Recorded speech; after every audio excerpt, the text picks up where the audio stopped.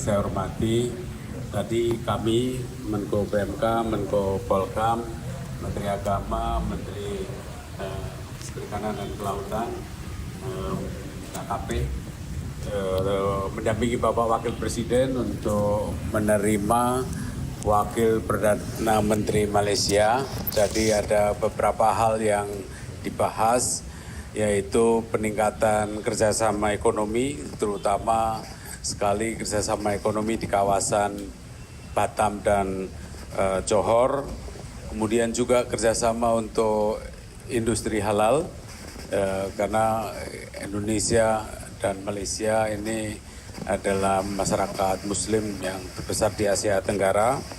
Kemudian juga perlindungan pekerja migran Indonesia, jadi diintensifkan itu one channel system bagi perlindungan tenaga kerja Indonesia. Kemudian juga kerjasama untuk kepentingan pertanian sawit, minyak sawit, karena sekali lagi Indonesia, Malaysia adalah produsen minyak sawit terbesar. Kemudian juga akan mengajak serta Malaysia, itu yang sedang dipikirkan, dan tentu saja adalah kesepakatan mengenai bagaimana memberikan dukungan penuh kepada Palestina. Kemudian selain itu tadi juga beberapa hal dibahas juga mengenai kerjasama untuk Technical Vocational Educational Training atau TVET, jadi pendidikan untuk kerjasama di bidang pendidikan dan training untuk pendidikan vokasional. Jadi ini tadi juga akan mengirim mahasiswa Malaysia ke Indonesia, ke Institut Teknologi, ke beberapa universitas di Indonesia.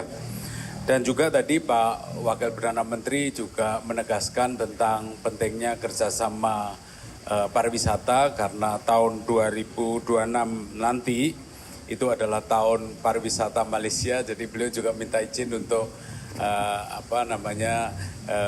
promosi pariwisata. Selain itu tadi menegaskan juga nanti ada kerjasama di bidang kelautan, terutama perlindungan nelayan antara dua negara. Kemudian kerjasama di bidang pertanian, karena tadi Pak Wakil Perdana Menteri Malaysia juga menegaskan bahwa produksi pertanian Indonesia bagus, jadi ingin belajar juga dari Indonesia. Di luar itu, tadi ada beberapa hal juga yang disampaikan oleh Pak Menteri Agama mengenai kerjasama pemukiman di Arab Saudi untuk menampung warga kita yang menjalankan ibadah haji dan umroh, terus kemudian pendidikan untuk Islam moderat di antara dua negara, dan kesepakatan mengenai industri halal. Saya kira itu tadi yang dibicarakan. Nanti Pak Menko Polkam, juga Pak Menak dan Pak Menteri KKP bisa menambahkan lebih detail. Saya persilakan Bapak. Terima kasih Pak Menko PMK. Rekan-rekan media sekalian yang saya hormati, dalam pembicaraan tadi, utamanya adalah peningkatan kerjasama di bidang strategis antara Malaysia dan Indonesia, sebagaimana telah disampaikan Bapak Menko PMK. Di bidang politik dan keamanan, tentu nanti akan ada rapat-rapat teknis lanjutan, khususnya pembahasan penguatan kerjasama di bidang perbatasan dalam hal penanganan terorisme, kemudian penyelundupan baik barang dan manusia, narkotika. Tadi yang disampaikan Pak Menko PMK terkait dengan nelayan, illegal fishing dan sebagainya. Saya rasa dari Polkam beberapa aspek itu yang dibahas ke depan. Mungkin tambahan dari Pak Menteri KKP, Menteri Agama. Jadi Malaysia dengan Indonesia sama-sama sebagai negara mayoritas Muslim yang mempunyai mazhab Ahlussunnah wal Jamaah, bahkan lebih spesifik lagi mayoritas bermazhab Syafi'i. Jadi kalau negara serumpun ini bekerja sama, itu bisa menyelesaikan banyak persoalan dan juga sekaligus memberikan penguatan untuk negara serumpun tersebut. Sebab kita dikenal sebagai negara yang moderat. Moderat artinya tidak radikal dan juga tidak liberal gitu kan. Oleh karena itu kita mencoba untuk mempertemukan nanti kurikulum pendidikan keagamaan yang mencerahkan untuk kawasan kita yang memberikan penguatan. Kemudian yang kedua kita juga mengusulkan dalam bidang detail seperti masalah haji ada zona yang sama dan kemudian juga persoalan-persoalan fikih misalnya tentang kita bicarakan tentang dam ya. Pemotongan kambing dam itu ya bisa dilakukan di negeri kita sendiri, tidak di Saudi Arabia. Saudi Arabia sebetulnya sudah mengizinkan. Jadi bayangkan 210.000 kambing yang harusnya dipotong di sana, kambing orang lain.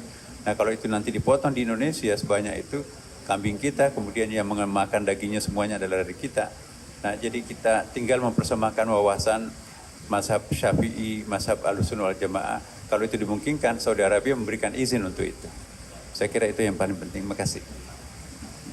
Ada satu hal lagi yang terkait dengan tindak lanjut penyelesaian lintas batas teritorial laut di Laut Sulawesi maupun Selat Malaka yang telah ditandatangani pada tahun 2023.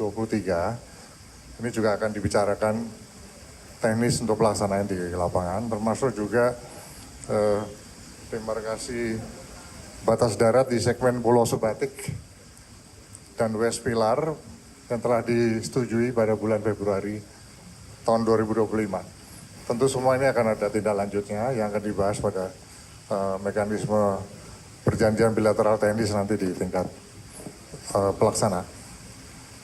Saya rasa cukup Pak Menko, Pak Menteri. Terima kasih rekan-rekan wartawan sekalian. Cukup ya.